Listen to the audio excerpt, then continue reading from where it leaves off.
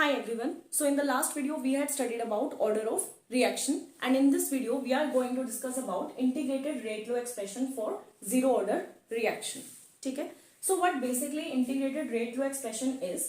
तो last video में हमने रेट लॉ के बारे में पढ़ा था, ठीक है, जिसमें हमने कहा था कि जो रेट ऑफ रिएक्शन है, ठीक है, जो रेट ऑफ रिएक्शन है वो डायरेक्टली प्रोपोर्शनल होती है इसके concentration of A raise to power alpha and concentration of B raise to power beta. फिर ये प्रोपोर्शनैलिटी को साइन को हटा के हम कांस्टेंट लगा देते हैं जिसको हम बोलते हैं rate constant, and alpha plus beta हमें क्या देते हैं, ऑर्डर ऑफ रिएक्शन. ठीक है, it is equal to n which is order of reaction. ठीक है, तो ये हमने किया था. अब ये जो फॉर्म है हमारी रेट लो को लिखने की, ये क्या है, डिफरेंशियल रेट लो है. ठीक है, रेट आपको पता है हम कैसे लिख सकते हैं, dx बाय में dt, इस तरह लिखते हैं. ठीक है, तो ये जो फॉर्म बनी है हमारी, ये हमारी क्या है, डिफरेंशियल फॉर्म है. This is the form, differential form है रेट लो की. ठीक है, और इसी फॉर्म को इसी फॉर्म का अगर हम क्या कर दें, इंटीग्रेशन कर दें, तो जिस फॉर्म में हमारे पास रेट लो आएगा उसे हम क्या बोल देंगे, इंटीग्रेटेड फॉर्म. ठीक है, या फिर हम उसे क्या बोल देंगे, इंटीग्रेटेड रेट लो एक्सप्रेशन. राइट, तो इंटीग्रेटेड रेट लो एक्सप्रेशन हम उसमें क्यों लेके आते हैं इक्वेशन को, क्योंकि जो हमें कैलकुलेशंस करनी होती है वो ज्यादा कन्वीनियंट रहती है इंटीग्रेटेड फॉर्म में as compare to that in differential form. That is why हम उनको इंटीग्रेटेड फॉर्म में लेकर आते हैं. ठीक है, सो वन बाय वन हम जीरो ऑर्डर और फर्स्ट ऑर्डर रिएक्शन के लिए सिर्फ जीरो और वन फर्स्ट ऑर्डर का ही करेंगे हम इंटीग्रेटेड रेट लो एक्सप्रेशन. ठीक है, तो पहले हम जीरो ऑर्डर रिएक्शन के लिए इंटीग्रेटेड रेट लो एक्सप्रेशन स्टडी कर लेंगे. करना कुछ नहीं है, बिल्कुल सिंपल है. हमें डिफरेंशियल फॉर्म में हमें रेट लो एक्सप्रेशन लिखना है उसी ऑर्डर की रिएक्शन के लिए, और फिर उसको हमने इंटीग्रेट करके फॉर्मूला हमने फाइंड आउट करना है. राइट, तो बिल्कुल सिंपल रहेगा. ठीक है, फर्स्ट हम करते हैं जीरो ऑर्डर रिएक्शन के लिए, and in the next video we will do the same for first order reaction. ठीक है, सो जीरो ऑर्डर की रिएक्शन के लिए डिफरेंशियल फॉर्म में रेट लो क्या होता है, हमें पता है. रेट, अगर सपोज करो हमारे पास कोई रिएक्शन है, ए है, वो प्रोडक्ट्स में चेंज हो रहा है. सपोज सिंपलेस्ट रिएक्शन, कोई भी रिएक्टेंट ए है वो प्रोडक्ट में चेंज हो रहा है, तो इसके लिए अगर मुझे रेट लो एक्सप्रेशन लिखना है तो मैं कैसे लिखूंगी, माइनस डी ए बाय, यही होता है ना कि जो रेट ऑफ रिएक्शन है it is equal to k into में रिएक्टेंट्स की concentration raise to power order. ठीक है, तो रेट ऑफ रिएक्शन को हम यहाँ पर क्या लिख सकते हैं, minus D A by D T, क्योंकि हमारा जो ए है वो क्या है, रिएक्टेंट है, तो इसकी कॉन्सेंट्रेशन क्या हो रही है, डिक्रीज. किया था हमने फर्स्ट वीडियो में कि जब भी रिएक्टेंट्स की फॉर्म में हम लिखते हैं रेट ऑफ रिएक्शन को तो आगे क्या आता है, negative sign. So minus D A by D T it will be equal to K which is rate constant into concentration of A, और कोई रिएक्टेंट तो है नहीं, तो concentration of A raise to power order of reaction. Order of reaction क्या है, zero, तो concentration of A raise to power zero. Now we know that anything raise to power zero it is equal to one. ठीक है, so k multiplied by 1 it will come out to be k. Right, so I can simply write it as that minus dA by dt it is equal to k, where k is equal to rate constant. Right, so or I can write it as minus dA या फिर dA is equal to minus k dt. ठीक है, ठीक है, तो अभी भी ये क्या है, डिफरेंशियल फॉर्म में. अब मुझे अगर इसको इंटीग्रेट करना है तो इंटीग्रेटिंग बोथ साइड्स, दोनों साइड्स इंटीग्रेट कर देंगे.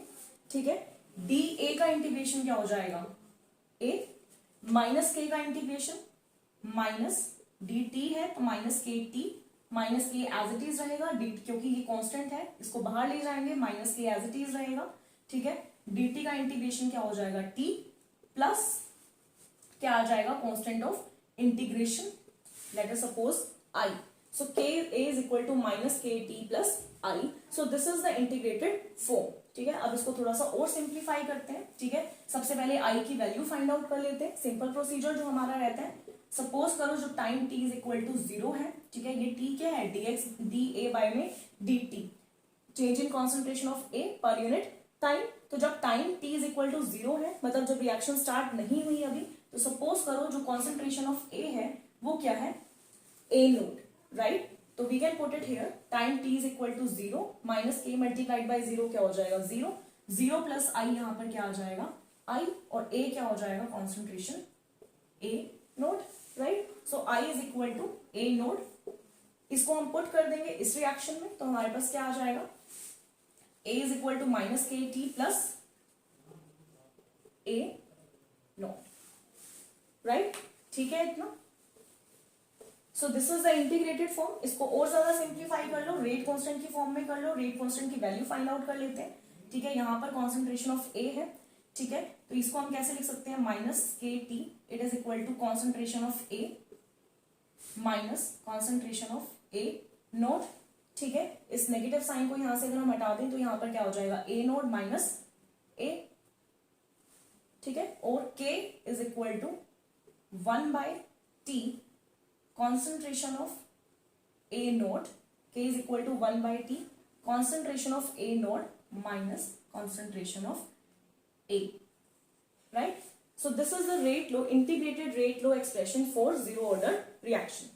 ठीक है, this is the integrated rate law expression for zero order reaction. ठीक है, तो ये एक्सप्रेशन रहेगा इंटीग्रेटेड रेट लॉ का फॉर जीरो ऑर्डर रिएक्शन. ठीक है, एक और चीज होती है जो हमें यहाँ पर कैलकुलेट करनी है along with this expression, which is half lifetime. What is half lifetime?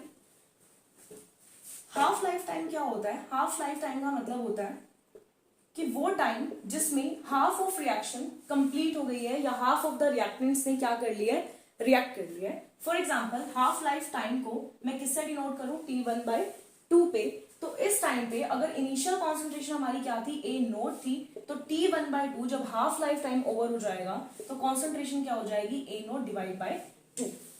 Right, so this is the half life time, the time at which concentration of reactant reduces to its half. समझ आ गया?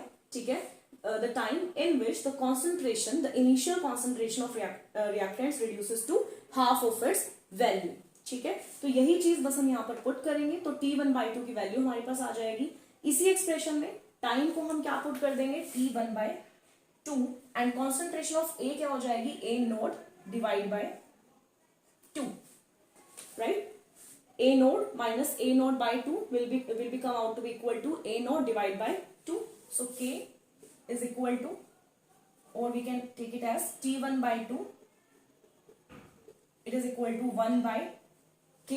A node minus a node by 2 will come out to be a node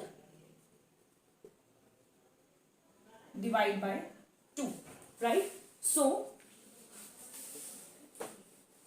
T1/2 will be equal to a node, that is initial concentration, divided by 2k. So this is the half life time for zero order reaction. Very important formula. आपको rate constant दे देंगे या फिर initial concentration दे देंगे, आपको T1/2 calculate करना होगा, half life time. ठीक है, तो इस तरह के इस फॉर्मूले पे भी आपके पास न्यूमेरिकल्स जो है वो इजीली आ सकते हैं, बहुत इजी न्यूमेरिकल्स रहते हैं. ठीक है, तो दो फॉर्मूले हमने किए, एक तो इंटीग्रेटेड रेट पे एक्सप्रेशन किया जीरो ऑर्डर रिएक्शन के लिए, और एक हमने किया हाफ लाइफ टाइम का फॉर्मूला. ठीक है, दोनों ही इंपॉर्टेंट है. ठीक है, न्यूमेरिकल्स के लिए दोनों इंपॉर्टेंट है. यहाँ से न्यूमेरिकल आ